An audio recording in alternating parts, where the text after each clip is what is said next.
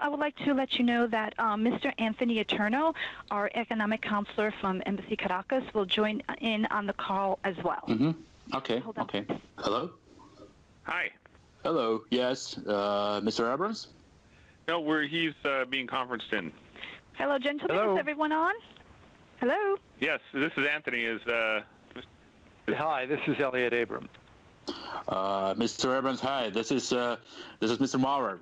Well, good. I guess it's good afternoon. How are you? Good. I'm good, thank you. Nice to hear you. How are you there? Pretty good. We're expecting some snow, but so far so good. Thank you for your time. I would like to discuss with you our cooperation in the financial sphere, and particularly on the Venezuela issue. And I think we could we can help each other, and we have, and especially with things happened recently in Venezuela. Yes.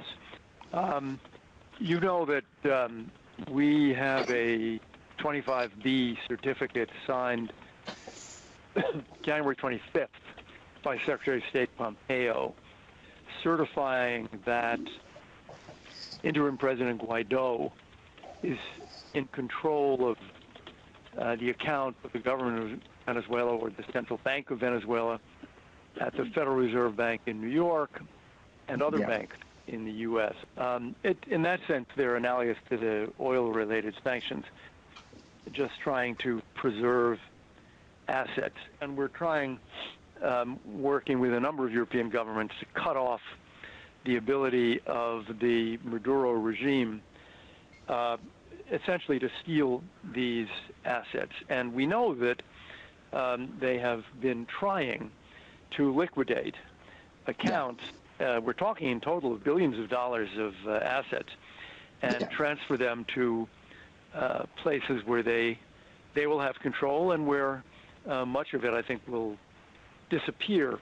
So from our point of view, we wanted just to assure that you were aware of all this, and that you would be applying a very high level of scrutiny to Venezuelan government or central bank accounts, so that the assets cannot be reached and taken away. Yeah, I understand that. I'm aware about that. And so I would like to let you know that we have recently, our Attorney General has opened a case on the investigation of corruption in Venezuela. So we are closely monitoring possible financial irregularities. So, and you know, in our banks there are accounts of PDVSA, and I know that in the U.S. their assets of this company are now frozen. So in Switzerland, they have accounts in several large banks. So what is the status of those accounts now? The PDVSA accounts, any government accounts of Venezuela, central bank accounts of Venezuela. What is the status in Switzerland today? So they have a very large amounts. So they keep their money in several large banks in our country. For example, Limpopo Bank. Part of the money came from Russia under contracts for oil production. So, however, we have not found any violations in this yet. So everything is clean. But I don't know what to do with that. So what do you think should be done in this case? So I think everything should be frozen. Absolutely frozen, because just to make sure that they stay where they are. So that's our view. I have the same opinion, but you know, we need to have serious ground to do that. So I know that Russia has invested billions in the Maduro regime, so especially in the oil and gas sector. So that's a problem, because we have some pressure. Yes, no doubt.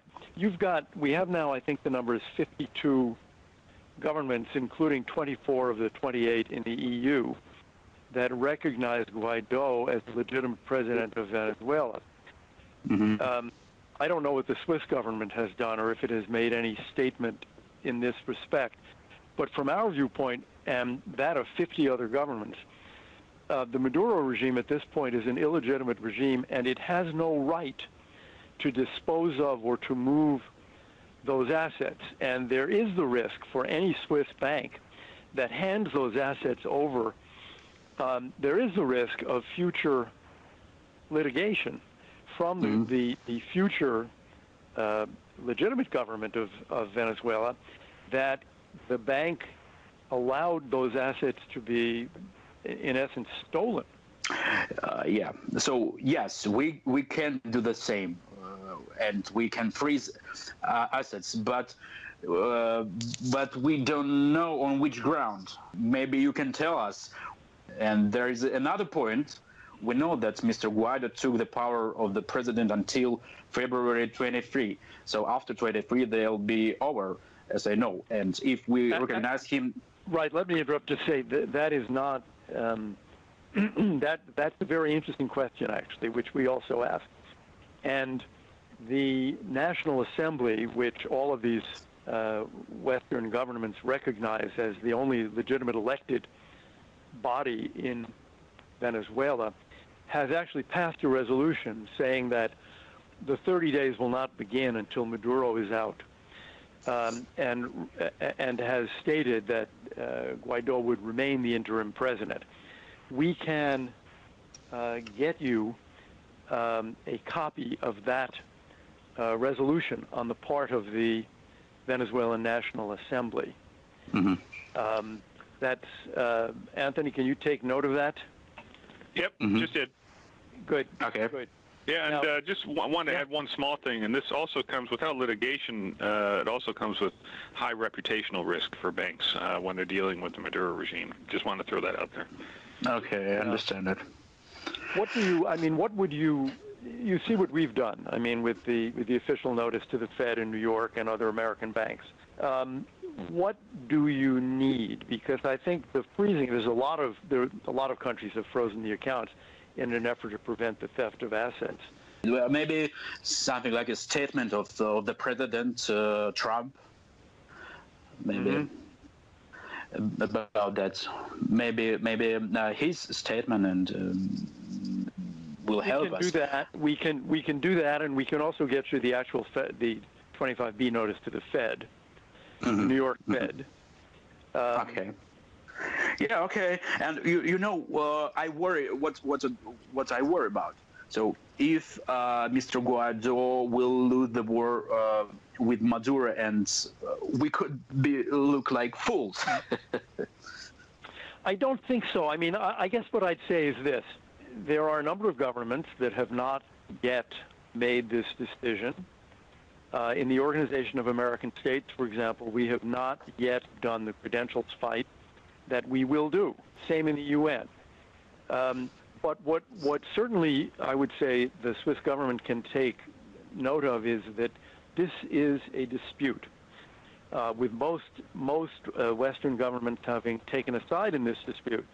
And if there is a dispute, then it would seem that the better wisdom would be to freeze the accounts. By the way, I'm worried about Russian participation in this case. You know that they have some pressure on us. By the way, you're giving the money. They concerned about money of Maduro, and they worry that you will give that money to Mr. Guaido, their personal accounts. Right. Well, we will be talking. We have been talking to them, but we'll be talking to them again this week and in coming weeks about this. Yes. Also, I want to share some information that will be definitely important to you. It looks like we found the personal accounts of the Venezuelan leadership. So it's highly likely that the family of Mr. Maduro and his inner circle, including the military elite, in recent years, Maduro's accounts have received large amounts of money from Russia, and now they send big tranches to our banks, and there is another aspect. In our banks, there are secret accounts of Mr. Quevedo, and if we close them, we will have problems with OPEC. Tell me, these accounts, now, it's really not possible that the monies in these accounts are gotten legally. I mean, the president of a country cannot have hundreds of millions of dollars in a personal account, nor can all. Not his personal account, but it's money of his inner circle. Right, and we've actually found some accounts like that in the U.S. in the past months and years, and we've been able to freeze them. When you find these accounts, and there is an obvious reason to believe that the money is a product of illegal activities, in this case corruption, what does Swiss law require you to do? We will absolutely. We are sure that we will freeze that. Of course. And then I guess there's a long process, legal process to determine. I think let me see. It depends on card. It depends on concrete case. Right. But for those accounts that you have mentioned, that you've identified as members of the inner circle, you are going to freeze those. Yes, if we will find the real reason. Okay. Yeah, but if you will provide us all data, so we will freeze and. Okay. What does that mean when you say what kind of information do you want? I mean, it's if that money were created by crime or with another information. I mean. Yeah. I mean, it's kind of obvious in this sense. If you are a public servant in Venezuela, there's no possible legal way that you could have acquired these amounts of money. Anyway, we will get on this as well. What is the best way to be in contact with you? Is it email? What? I think the best way is be in touch with your assistant. I also think that maybe I need to make a phone call with Mr. Guaido and discuss some problems with him. That's a very good idea.